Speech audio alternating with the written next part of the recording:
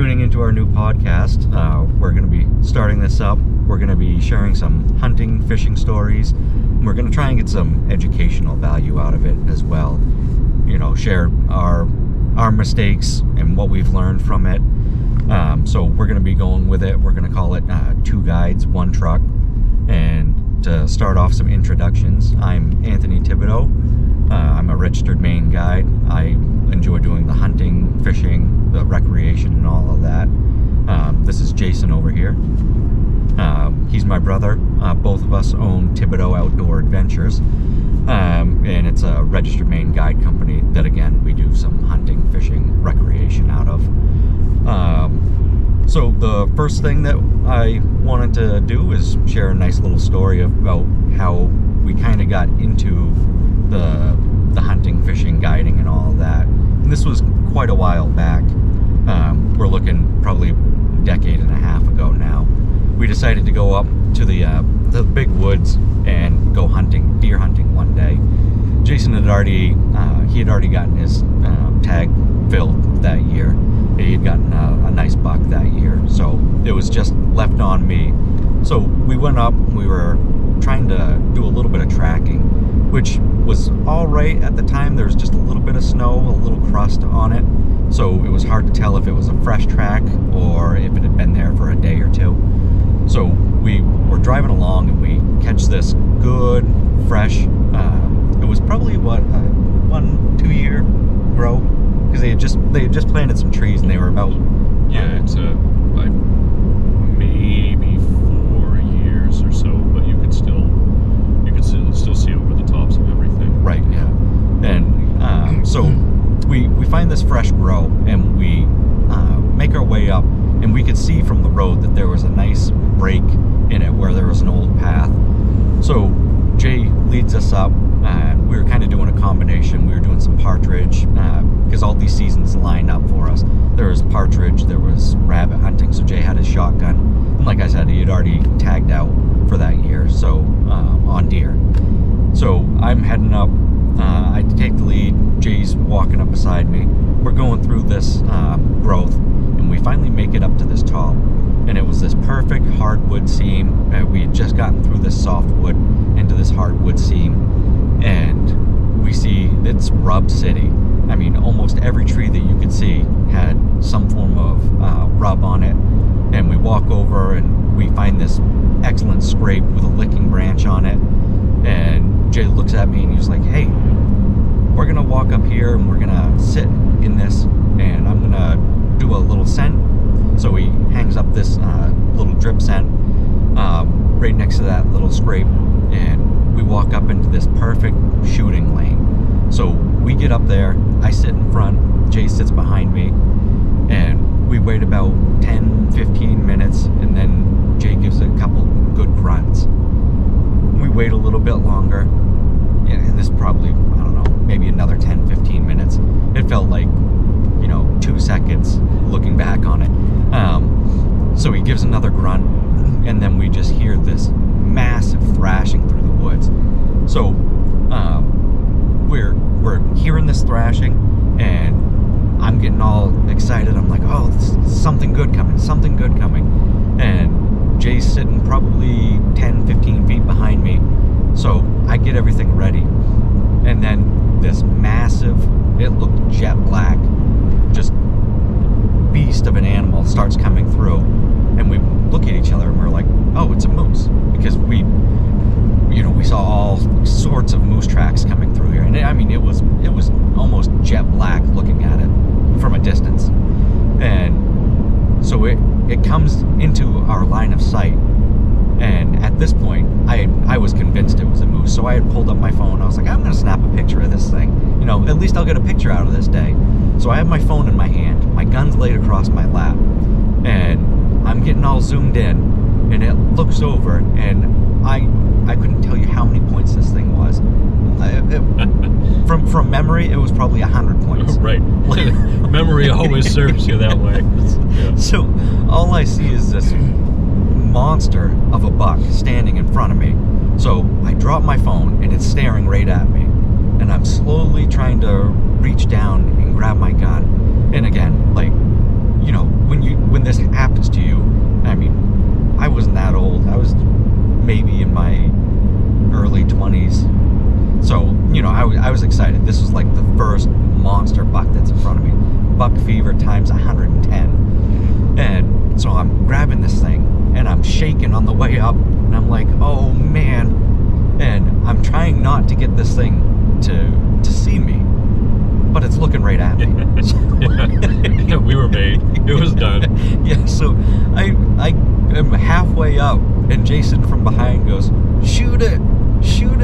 And I'm like, I'm trying to. So just as soon as I get my gun up, and I wasn't even within a mile of being able to shoot this thing, it blows at us, and it just takes off, bolting out of there. Yeah. And branches breaking. Yeah. Like nothing was stopping it. It was going to town. Said, I don't know what that was, but I'm out of here. So we get up, and we're like, all right, well, we're gonna try and go after this, and we're gonna try and track it. And I mean, I'm sure that thing was long gone by the time we even made it down to the tracks. So we get down there, and in the snow, the track it left where it was standing, not running, was bigger than my hand. And, you know, I couldn't even begin to estimate what this deer went. So, as far as on the hoof, I like to think I'm pretty good at estimation. Pretty good, you know, not exact. Right. But when I say that this was the biggest deer that I've ever seen in my life, and it's easy to say when it's not in the bed of the truck, you know, Right. but I would say that it had to be well over 250, you know. It was just a monster deer. And I don't remember the points on it, but the beams on the antlers were just stupid fat. It looked almost ridiculous for the deer's head, you know. And it was one of those nice, like, straight out with every tine going straight up type of rack. And it was gorgeous. It was an absolutely he was gorgeous. He'd been around though. So as soon as he made us, he was gone. He was in the next county. You know? Yeah, he got that big for a reason. Yeah. So we get on these tracks, and we're following them, and we find this absolute perfect area. I mean, there were oak trees with acorns. There were like little boughs that he'd been chewing on. I mean, you name it, and he had it there. So that was our go-to area for trying to get a big buck for probably the next 2 or 3 years. Yeah. But everything's kind of cyclical, and at that point that we stopped hitting that, the new growth had come up quite a bit in the softwoods, you know, and we stopped seeing deer sign in there. Whether it's they just got pushed out of there by us and other people, or they just moved on, you know, maybe someone had taken him. Oh, absolutely. And that's always a possibility too. You know, and I don't want to say it's a widely known public area, but it you know, it was a paper company land, so you know, people just go up and hunt it. And, you know, I've seen some pretty big bucks come out of that area too. Oh, absolutely. And, you know, as I'm driving along, it's being tossed in the bed of somebody's truck. Yeah. So, again, that's one of those things that a good learning experience from that was we were able to really get a good understanding of, hey, you know, once you find these scrapes and these rubs, you're gonna potentially get into this territorial area, and a good buck call really does work in that situation. And I've continued on and seen that. You know, the proof is in the product over time, because how many times have we now done it that we found these areas, done a buck call, done a bleat, and, you know, something has come in, you know, whether or not we've gotten it, something's come in. Right. It's not always a monster that comes rolling in. You know, is it more often than not you're looking at a 1-year-old buck just kind of poking in for curiosity's sake.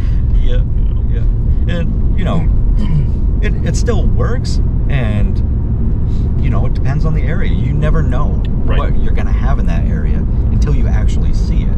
And when you get it to come in, well, now you know it's a spike horn. Or Right. for example, my buck last year, it was a 4-pointer. Right. But I also knew in that area I had that 8 basket, the 6-pointer. I had that crotch horn. I had that spike horn. I had that 4-pointer. I had another 6-pointer. Right. And they were all on camera. So who knew what was walking through at that time? Right. Could have been anything. Oh, absolutely. Turned out it was a 4-pointer. Yeah. But yeah, back onto what I really learned from that situation is always be ready. Have yourself in a position, and even though it might not be what you want, you're still in the position to harvest that animal. Right. The decision is on you. It's not on the circumstance. Correct. And you never know, because he came in and he looked right at us. And another thing that I learned from it is probably get yourself blended in. I was sitting right on a stump. Yeah. Hindsight being 2020. We weren't really kind of part of the environment there, No. So, yeah, why don't you tell me your perspective on that? Okay, so that was, I had been a few years into really, really observing topography and where the deer prefer to be, doing a lot of research on that. And I'd had really good luck at that point with using that to the advantage. So I had been up there bird hunting earlier on in the season, and I remember I kind of scooted past this little area on to say that it was a logging road is very, very generous. It was like smacking the mirrors off the truck as you drive down, but I could see this ridge overlooking, and I could see that it was all hardwood up at the top of the ridge. Excuse me.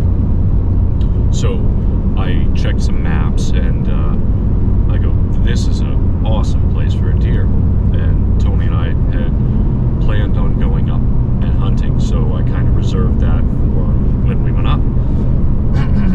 Excuse me again, sorry, getting over a cold right now. So I had gotten my buck down behind where I live earlier that year, but we still went up, still wanted to check this place out.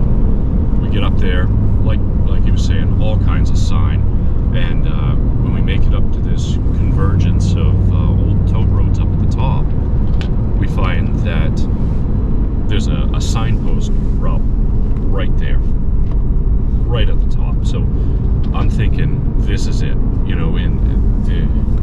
the way that everything was rubbed and the ground was scraped up and, licking branches galore. It was perfect. We get up there,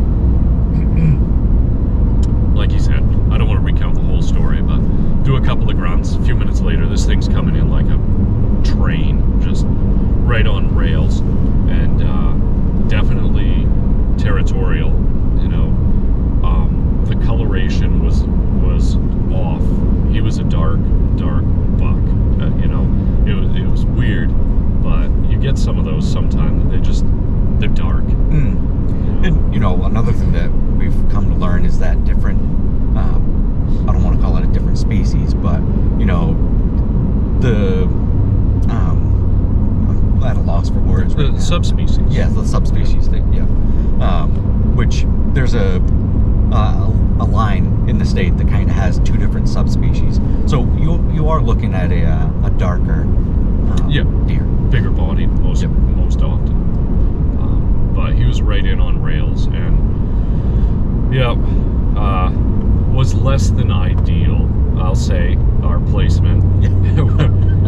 But we also, it was one of those that we were learning, so we didn't expect everything to work out exactly the way that it did, or the way that we wanted it to. We'd had a lot of disappointment up until that point, but it just worked. And I guess the big thing that it solidified for me was land features.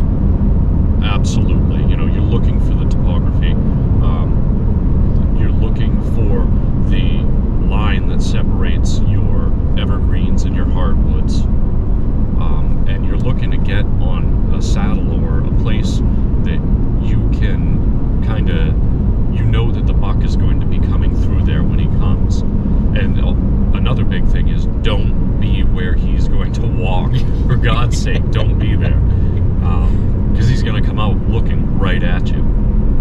Yeah, kind of like what we did. Exactly. And, the learning experience from that is the best part of the story in my mind, because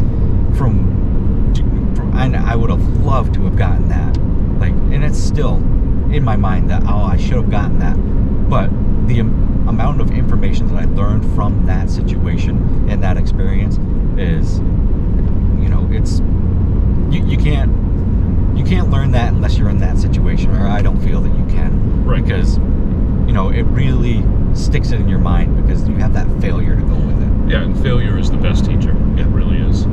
Success, yeah, you know that you did it, but why did it turn out the way that it did? And you may never know, but with failure, you know the instant that you screwed it up. The instant. Yeah, and that was when, I had my phone in my hand and not a rifle. Absolutely, yeah. Yeah, so. Yeah, but, all in all, it was a good time. A great learning experience. It was a blast. It really got me set on the going up, getting onto that track, going after these, potentially, big bucks. And, like we said earlier, you never know until you get there. You can try and judge by the track that it's huge, but some deer just have big feet. Yeah, it's just like humans. Some people have small. Yeah, but more often than not, you're gonna stumble across a bigger bodied, bigger racked deer in these less populated, less hunted areas. They just have more time to grow. Right. And there's more competing wildlife, right in that same spot. And again, there is no confirmed mountain lions in Maine. However, people have them on cameras, people have seen them, yeah. But there's no reproducing population. Yes, there's no reproducing population. But where we were closer to Canada that has a reproducing population. So in that same spot, this was not the same hunt, but 2-3 years later, yes. we were heading up and we found mountain lion tracks right in that area. So, where I'm going with this is you have competing animals for not only territory, but they're going after these deer. So, just their natural instinct is to become a bigger. The smaller ones either get weeded out by getting eaten by bobcat, lynx, yep. mountain lion, bear. They die off over the winter, or they become a bigger, larger antlered buck. Right. Yeah, the natural predation and the harsh winters and everything, it really makes it so that the strongest and the biggest thrive, and anything less than that is just thinned out pretty quickly. Yeah, and which is pretty good when you go up there and you can see all these different species too, and that's what I like about hunting some of these areas is you go up and you're not just seeing deer. You go into the farm territory and yeah, you see a deer or some turkey, but a lot of farms they grow some big deer, and I'm not talking about deer farms, but right. Agricultural fields help them get the calories they need to be very large animals. Oh, absolutely. Where I was going with that was the diversity of the what you're seeing. Right. Right. How many times have we gone up here on a hunt and seen who knows what we're going to see? Bear running beside us while we're bird hunting. And, Yep.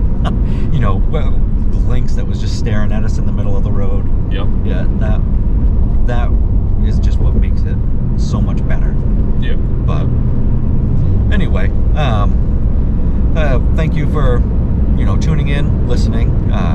We appreciate you listening to our stories, and hopefully our story is going to give you a little bit of a learning experience of your own, and you can take what we've given from our information and our failures. Yes, and learn from our failures. Yeah, learn from our failures, and go have yourself a successful hunt.